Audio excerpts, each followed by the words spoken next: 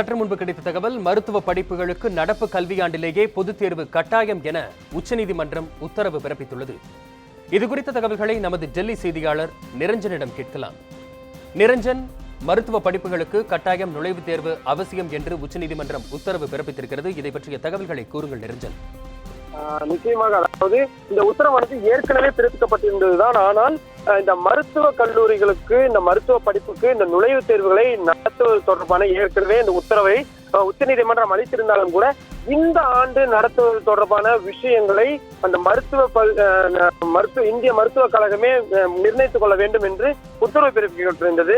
ஆனால் அதன் அடிப்படையில் உச்சநீதிமன்றத்தில் அந்த இந்திய மருத்துவக் கழகம் சார்பாக தெரிவிக்கப்பட்டது என்னவென்றால், இந்த ஆண்டு இந்த மருத்துவ நுழைவுத் தேர்வுகளை நடத்துவதற்கான சாத்தியக்கூறு என்பது குறைவு என்று கூறி உச்சநீதிமன்றத்தில் ஒரு இடைக்கால மனுவானது தாக்கல் செய்யப்பட்டிருந்தது. அந்த இடைக்கால மனுவினை விசாரித்த உச்சநீதிமன்றம் இன்றைய தினம் அந்த முக்கியமான தீர்ப்பினை வழங்கியிருக்கின்றார்கள். அதாவது இந்த ஆண்டே இந்த மருத்துவ நுழைவுத் தேர்வு நடத்தப்பட வேண்டும். இது குறித்த தேதியை முடிவு செய்வது, எந்த தேதியில் நடத்துவது என்பது தொடர்பான அந்த பரிந்துரைகளை நாளைய தினம் நீங்கள் உச்சநீதிமன்றத்தில் தாக்கல் செய்யுங்கள் என்று தற்பொழுது இந்திய மருத்துவ கவுன்சிலுக்கு உச்சநீதிமன்றம் உத்தரவு பிறப்பித்திருக்கின்றார்கள். இதன் அடிப்படையில் இந்த ஆண்டு மருத்துவ நுழைவுத் தேர்வு நடப்பது என்பது உறுதியாகி இருக்கின்றது.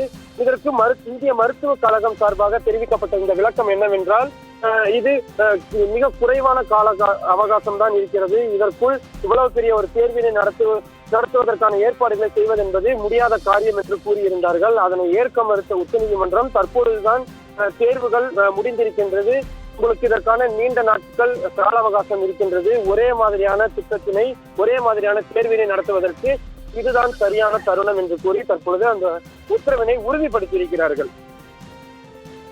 தகவல்களுக்கு நன்றி.